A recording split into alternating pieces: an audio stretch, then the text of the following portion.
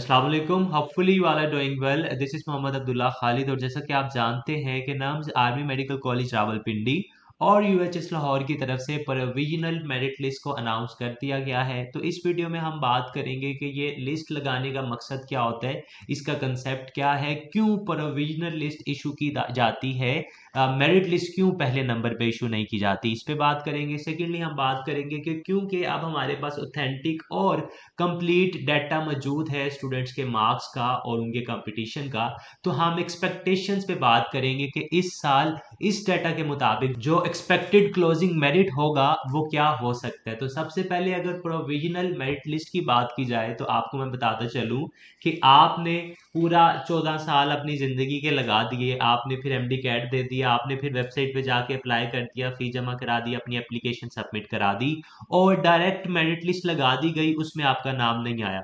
अब आप क्या करेंगे? अब आप कुछ भी नहीं कर सकेंगे। तो प्रोविजनल लिस्ट लगाने का मकसद ये होता है कि एक तो वो बच्चे चेक कर लें, तमाम के तमाम बच्चे जो इन मेरिट्स में आते हैं, जिनके एडमिशन पॉसिबली उस यूनिवर्सिटी में होने जा रहे हैं, उनका नाम इस लिस्ट में मौजूद है। अगर लिस्ट में मौजूद है तो कोई किसी किस्म की गलती तो नहीं है, उनके नाम के स्पेलिंग ठीक है, उनका सीएनआईसी नंबर ठीक लिखा हुआ है, उनके इंटरमीडिएट और मैट्रिक के अचीव्ड और टोटल मार्क्स ठीक लिखे हुए हैं, उनके एमडी कैट का स्कोर ठीक लिखा हुआ है, उनका ओवरऑल एग्रीगेट ठीक लिखा हुआ है। ये बताने का मकसद होता है कि बच्चे एक दफा चेक कर लें, वो तमाम बच्चे जो पॉसिबली इस साल एडमिशन लेंगे वो चेक कर लें, उनमें से कोई बच्चा मिसिंग तो नहीं है। और अगर मिसिंग नहीं है तो जिनका डाटा है वो ऑथेंटिक और कंप्लीट डाटा है। इन केस अगर किसी किस्म का कोई इशू है तो वो पहली मेरिट लिस्ट लगने से पहले पहले रिपोर्ट करके अपने मसलों को हल करते हैं। उसके बाद जो है पहली लिस्ट लगा दी जाती है ताकि किसी भी बच्चे को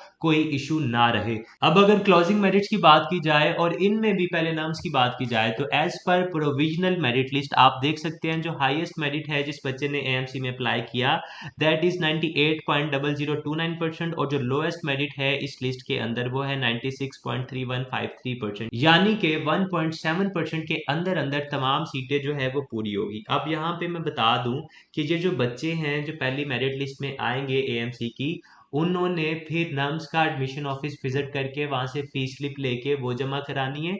वो जमा कराने के बाद वहां से फिर उन्होंने अपना ज्वाइनिंग लेटर लेना है, फिर जाके उनका जो प्रोसेस है वो कंप्लीट होगा। लेकिन इनमें से बहुत से बच्चे ऐसे होंगे जो फीस जमा नहीं कराएंगे। वो इसलिए फीस जमा नहीं कराएंगे क्योंकि वो प्रायोरिटी पे रखते हैं अपने सूबे के मेडिकल कॉलेज को, वो ट्रैवल करके इतना दूर नहीं जा सकते या उनके घर वाले उन्हें अलाउ नहीं करते, तो उन्होंने सिर्फ साइट पे अप्लाई किया था। तो हमेशा ये देखा जाता है कि जब एएमसी की प्रोविजनल लिस्ट लगती है उसका जो क्लोजिंग मेरिट होता है, उसका जो लीस्ट मेरिट होता है, वो एएमसी के ओरिजिनल क्लोजिंग मेरिट से तकरीबन 2% ज्यादा होता है। तो अब अगर आप ये लिस्ट देख रहे हैं 96.31%, तो हम इसे सेफर साइड ये कह सकते हैं कि इस साल जो एएमसी का क्लोजिंग मेरिट होगा वो 95% तक होगा। 95%, 95.0, 95.2, 95.3, इससे ज्यादा नहीं होगा, इससे कम हो सकता है। ये मैंने आपको अपनी जो एक्सपीरियंस है उसकी बेस पे बता दिया, क्योंकि बहुत से बच्चे ऐसे होंगे जो यहाँ पे एडमिशन नहीं लेंगे और वो दूसरे कॉलेजेस पे चले जाएंगे। अब अगर यूएचएस की बात की जाए तो यूएचएस का जो प्रोविजनल लिस्ट का डाटा है वो मैंने थोड़ा सा फिल्टर किया है, जो गैर जरूरी चीजें थी वो उसमें से निकाल दी। तो सबसे पहली चीज तो हमें पता होना चाहिए कि इस लिस्ट में टोटल 4500 स्टूडेंट्स हैं, जबकि अगर पूरे पंजाब के पब्लिक और पब्लिक सेक्टर के मेडिकल एंड डेंटल कॉलेजेस की बात की जाए तो वो ऑन एवरेज आपको तकरीबन 3500 सीटें जो है हर साल ऑफर कर रहे होते हैं। तो इस मेरिट लिस्ट के अंदर जो दो तीन चीजें मैंने देखनी है, सबसे पहली चीज तो मैं आपको ये बता दूं कि टोटल 112 स्टूडेंट्स ऐसे हैं जिन्होंने 2021 के रिजल्ट की बेस पे अप्लाई किया। उसके बाद अगर बात की जाए तो हमारे पास 145 स्टूडेंट ऐसे हैं जिनके जो मार्क्स हैं इन एमडी कैट 2022 वो 190 प्लस हैं।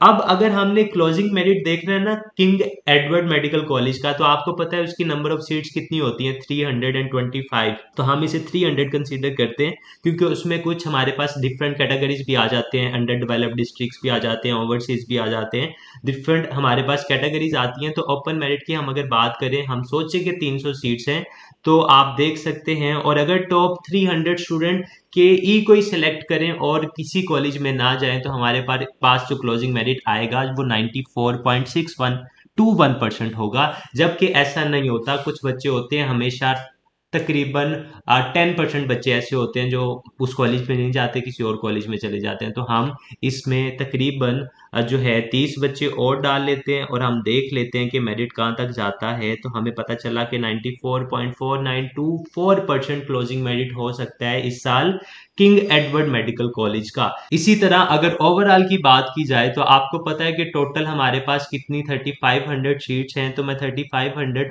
मेरिट तक जाता हूँ कि 3500 शीट्स कितने मेरिट पे पूरी होती है। मतलब ये हम 3200 की रेंज में आ गए हैं, 3300 की रेंज में आ गए हैं, 3400 की रेंज में आ गए हैं, 3500 भी आ जाएगा, आ गया है। तो आप देख सकते हैं कि 90.3121% क्लोजिंग मेरिट होता है। इस हिसाब से कि तमाम के तमाम बच्चे एडमिशन ले लें इन कॉलेजेस में, कोई बच्चा इधर उधर ना जाए। लेकिन हमेशा मार्जिन होता है, हम 10% का मार्जिन हमेशा बच्चों को रिकमेंड करते हैं कि आप रख लिया करें सेफर साइड। उम्मीद की जा सकती है, दुआ की जा सकती है अगर आप इन 10% बच्चों के अंदर आते हैं। तो 3500 में अगर 350 ऐड किए जाएं तो बनते हैं 3850। तो 3850 पे चलते हैं हम और वहां जाके देखते हैं कि क्या हालात है। तो 3850 पे आप देख सकते हैं 90.0909 ये पंजाब का क्लोजिंग मेरिट इस साल का हो सकता है, minimum as per my experience, as per my understanding. बाकी इंशाल्लाह दुआएं की जा सकती हैं। आई विश कि मैं आपको ये कह सकता कि जो 4500 मेरिट नंबर है जो कि लीस्ट रो है इस शीट की वो भी सेफ है, लेकिन ऐसा नहीं हो सकता। जो हो सकता है वो मैंने आपको पॉसिबल सिचुएशन बता दी।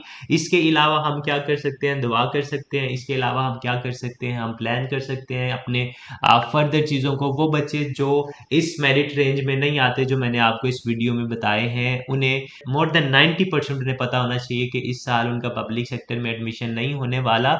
और फॉर द सेफर साइड जो भी उनके पास ऑप्शंस हैं, उन्होंने रिपीट करना है या उन्होंने किसी और डिग्री में एडमिशन लेना है, तो मैं इनसे रिकमेंड करूंगा कि इस प्रोसेस को भी साथ साथ आप नज़र में रखें और साथ साथ जो बाकी के प्रोसेसेस हैं उन्हें भी आप स्टार्ट कर लें, ताकि इन दी एंड हम ये ना कहें कि मुझे देर हो गई थी, अगर मैंने तब ये काम कर लिया होता तो मेरे लिए ज़्यादा आसानी होती। In the end I wish you good luck for all the merit processes and for your admissions in BDS or MBBS 2023. Thank you very much.